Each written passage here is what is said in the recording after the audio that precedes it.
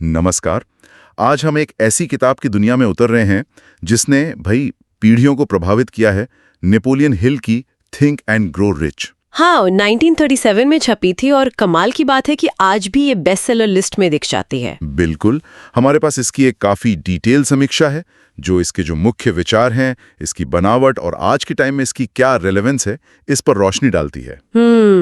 और दिलचस्प बात यह है कि इस किताब के पीछे हिल का कोई 25 साल का रिसर्च है। 25 साल? हाँ, जिसमें उन्होंने Andrew Carnegie, Henry Ford, Thomas Edison जैसे अपने समय के सबसे सफल लोगों का अध्ययन किया। सही। समीक्षा के हिसाब से किताब का जो सेंट्रल आइडिया है वो हमारी सोच की शक्ति, एक पक्का इरादा और उस पर टिके रहने के इर्द गिर्द घूमता है। हिल का एक मशहूर कोट भी है, अनुवाद कुछ ऐसा है, जो कुछ भी मन सोच सकता है और जिस पर यकीन कर सकता है उसे वो हासिल कर सकता है। ये लाइन तो बहुत सुनी है। सवाल ये उठता है कि भाई लगभग 90 साल पहले लिखे गए ये विचार आज भी क्यों इतने मायने रखते हैं? बिल्कुल, और यही आज हमारी बातचीत का मकसद है। इस समीक्षा के जरिए हिल के सिद्धांतों को समझना और ये देखना कि आज के दौर में कोई सीखने वाला इंसान इससे क्या ले सकता है। हाँ, हम समीक्षा के चश्मे से इस किताब को देखेंगे, इसकी ताकतें और शायद कुछ कमजोरियां भी समझने की कोशिश करेंगे। बढ़िया। तो चलिए सीधे मुद्दे पर आते हैं, वो 13 कदम जो हिल के मुताबिक अमीरी की ओर ले जाते हैं। हाँ, वो 13 सिद्धांत। समीक्षा सबसे पहले जिस चीज पर जोर देती है वो है इच्छा, डिजायर। हाँ, पर ये कोई ऐसी वैसी इच्छा नहीं। समीक्षा कहती है एक जलती हुई प्रबल इच्छा होनी चाहिए। अच्छा, हाँ, मतलब सिर्फ ये सोचना कि अमीर बनना है काफी नहीं? नहीं, बिल्कुल नहीं। लक्ष्य एकदम साफ, स्पेसिफिक होना चाहिए। जैसे मुझे अगले साल 10 लाख रुपए कमाने हैं। ये ज्यादा ठोस है ना? हाँ, ये बात तो है, इसमें क्लैरिटी है। और समीक्षा में एक प्रैक्टिस का जिक्र भी है। अपनी इच्छा को लिखो, कितनी रकम, कब तक और बदले में आप क्या मेहनत या सेवा देने को तैयार हैं। लिखना जरूरी है। लेकिन सिर्फ इच्छा काफी नहीं। यहीं पर दूसरा सिद्धांत आता है, विश्वास, फेथ। विश्वास? किस तरह का विश्वास? समीक्षा बताती है कि हिल का मानना था कि आपको अपनी इच्छा पर अटूट विश्वास होना चाहिए। ये सिर्फ उम्मीद नहीं बल्कि एक गहरा यकीन है। ठीक है, पर ये यकीन आएगा कैसे? मतलब खास तौर पर जब शुरू में कुछ दिख ना रहा हो। हाँ, अच्छा सवाल है।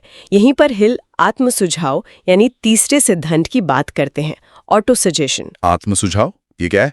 इसका मतलब है अपने लक्ष्य को बार बार दोहराना, उसे महसूस करना, ताकि वो आपके अवचेतन मन में, सबकॉन्शियस माइंड में गहराई तक बैठ जाए। अच्छा, जैसे वो अफर्मेशंस होते हैं। हाँ, कुछ वैसा ही। समीक्षा में एक उदाहरण का अनुवाद है, रोज सुबह उठकर और रात सोने से पहले खुद से कहना, मैं इस साल यहाँ अपना काम बताएं के जरिए 10 लाख रुपए कमा रहा हूँ और मैं इसे हकीकत में देख सकता हूँ।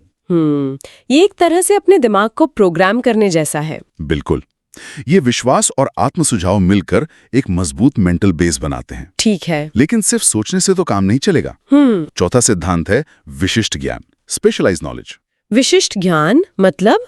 समीक्षा यहाँ सामान्य ज्ञान और विशिष्ट ज्ञान में फर्क बताती है। हाँ। जनरल नॉलेज तो कहीं भी मिल जाता है, गूगल पर भी। हाँ। लेकिन असली दौलत कमाने के लिए आपको अपने फील्ड का स्पेशल ज्ञान चाहिए और उसे लगातार अपडेट भी करते रहना होगा। अच्छा, जैसे समीक्षा में वो डिजिटल मार्केटर का उदाहरण था। हाँ बिल्कुल, कि वो एआई के नए टूल सीखकर दूसरों से आगे निकल सकता है। ये लगातार सीखने की प्रक्रिया। समझ गया। तो इच्छा, विश्वास, आत्म सुझाव और फिर विशेष ज्ञान। इसके बाद पांचवा सिद्धांत आता है कल्पना, इमेजिनेशन। हाँ, कल्पना। समीक्षा इसे मन की कार्यशाला कहती है। मतलब वो जगह जहां आइडियाज बनते हैं, प्रॉब्लम सॉल्व होती हैं। सही बात है। कितने ही बड़े आविष्कार या बिजनेस आइडिया पहले कल्पना में ही तो आते हैं। बिल्कुल। समीक्षा कहती है कि भी कल्पना के बिना तो योजनाएं आगे ही नहीं बढ़ेंगी। ये तो इंजन है। और कल्पना को हकीकत में बदलने के लिए क्या चाहिए? यहीं आता है छठा सिद्धांत, संगठित योजना, ऑर्गेनाइज्ड प्लानिंग। योजना मतलब सिर्फ सपने देखना काफी नहीं? नहीं, बिल्कुल नहीं। समीक्षा साफ कहती है कि सपने बिना ठोस प्लान के सिर्फ सपने ही रह जाते हैं। एक क्लियर एक्शन लेने लायक प्लान बनाना होगा। और यहीं पर हिल का एक बहुत पावरफुल आइडिया आता है, मास्टरमाइंड समूह बनाने का। मास्टरमाइंड ग्रुप, ये क्या होता है? मतलब ऐसे लोगों का एक ग्रुप बनाना जो आपके जैसे ही लक्ष्य रखते हों, एक दूसरे को सलाह दें, सपोर्ट करें और मिलकर आगे बढ़ें। अरे वाह, ये मास्टरमाइंड वाला आइडिया तो बड़ा दिलचस्प है। मतलब अकेले नहीं, एक टीम के साथ। हाँ बिल्कुल, एक सिनर्जी बनती है। अब आते हैं 7वें सिद्धांत पर, निर्णय, डिसीजन। समीक्षा कहती है कि टालम-टोल मतलब प्रोक्रास्टिनेशन असफलता का सबसे बड़ा कारण है। सही बात है। हिल ने पाया कि सफल लोग जल्दी और पक्के इरादे से निर्णय लेते हैं और फिर उस पर टिके रहते हैं। वो बार बार अपना मन नहीं बदलते। क्या ये आजकल की इस तेज रफ्तार दुनिया में भी उतना ही सच है, जहाँ चीजें इतनी जल्दी बदलती हैं? मेरे ख्याल से समीक्षा यही इशारा करती है कि सिद्धांत आज भी काम का है। अन्य निर्णय से अक्सर मौके हाथ से निकल जाते हैं। शायद फैसला बदलने की जरूरत पड़े, पर पहले फैसला लेना तो जरूरी है। बात तो सही है। और निर्णय लेने के बाद जो चीज सबसे जरूरी है वो है 8वां सिद्धांत, दृढ़ता, परसिस्टेंस। दृढ़ता यानी लगे रहना। हाँ बिल्कुल, समीक्षा इसे सफलता की चाबी मानती है। ज्यादातर लोग पहली मुश्किल या नाकामी पर ही हार मान लेते हैं। ये तो होता है अक्सर। लेकिन जो लोग टिके रहते हैं वही कामयाब होते हैं।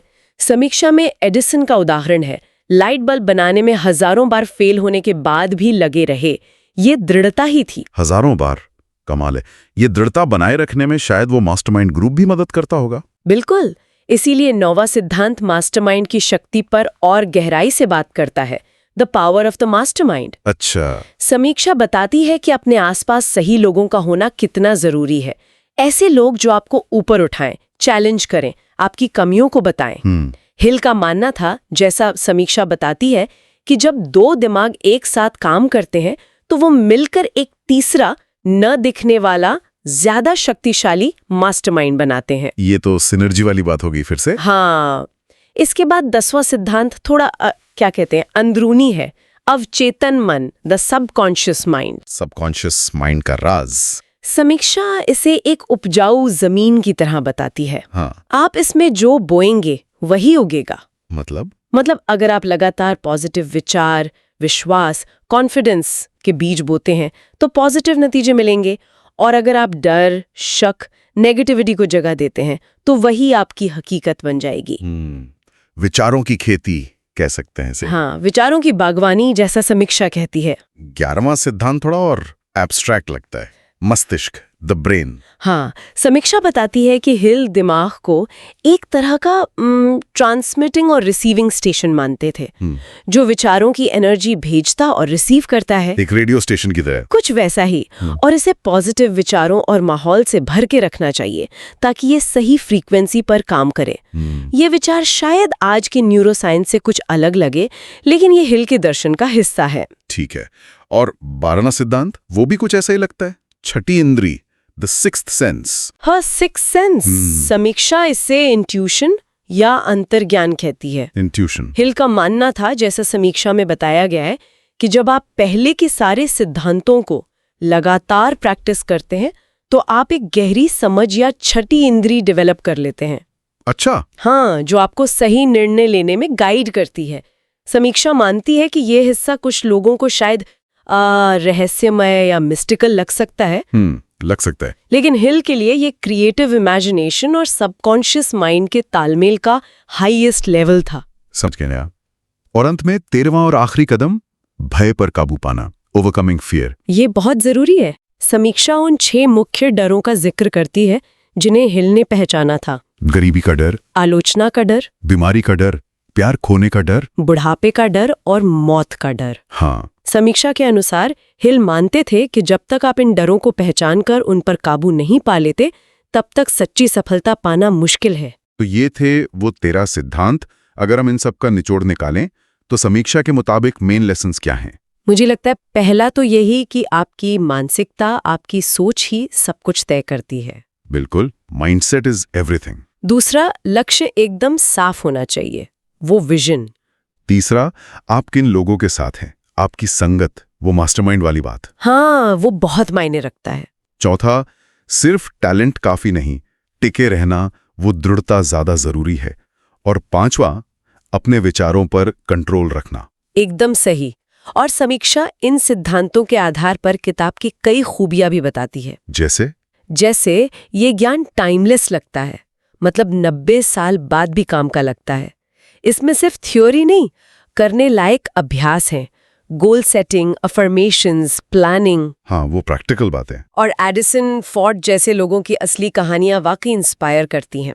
और शायद सबसे बड़ी बात, ये पढ़ने वाले को कमी वाली सोच कि मेरे पास ये नहीं है, उससे निकालकर प्रचुरता वाली सोच कि दुनिया में बहुत कुछ है, उसकी ओर ले जाने की कोशिश करती है। ये तो बहुत पॉजिटिव है। लेकिन एक बैलेंस्ड व्यू के लिए समीक्षा कुछ कमजोरियों या लिमिटेशंस का भी जिक्र करती है। हाँ, करती है। जैसे भाषा थोड़ी पुरानी है, जाहिर है 1937 की है। हाँ, वो तो होगी। कुछ उदाहरण शायद आज के डिजिटल युग के हिसाब से उतने सटीक न लगे। समीक्षा ये भी पॉइंट आउट करती है कि किताब में सफलता का मतलब काफी हद तक पैसा कमाना बताया गया है। अच्छा। जबकि आज लोग सक्सेस को हेल्थ, रिश्ते, मेंटल पीस, इन सब पैमानों पर भी देखते हैं। सही बात है। और जैसा हमने पहले कहा, वो छठी इंद्री जैसे कुछ विचार कुछ लोगों को अस्पष्ट या अवैज्ञानिक लग सकते हैं। बिल्कुल।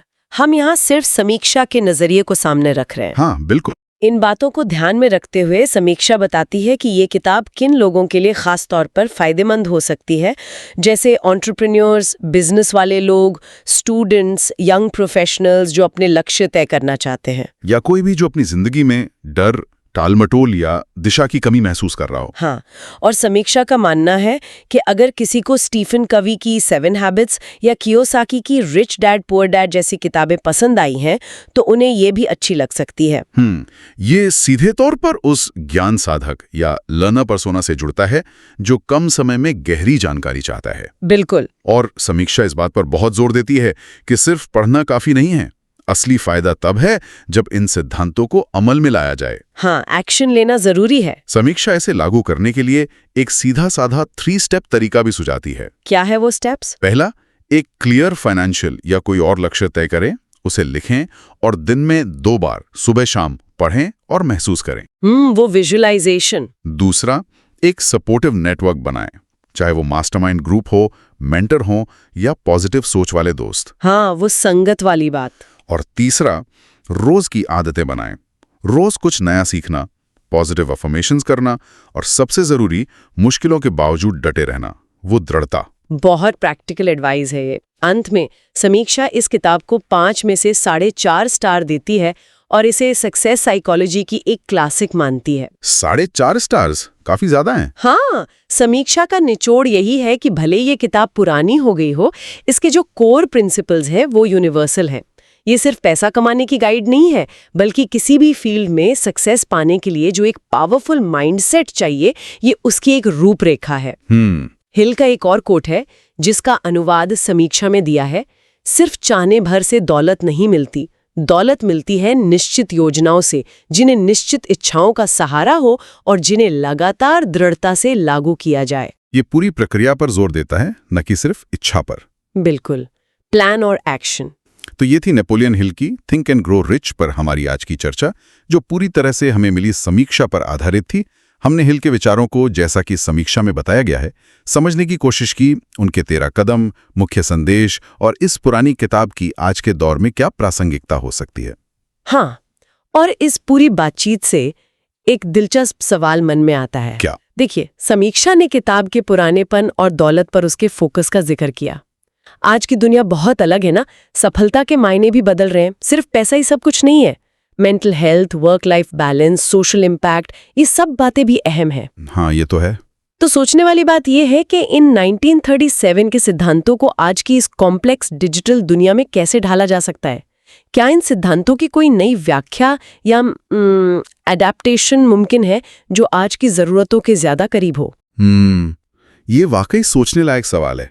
शायद इन सिद्धांतों का कोर वही रहे, पर उनका एप्लीकेशन बदल जाए। हो सकता है। ये एक विचार है जिस पर हमारे श्रोता खुद सोच सकते हैं।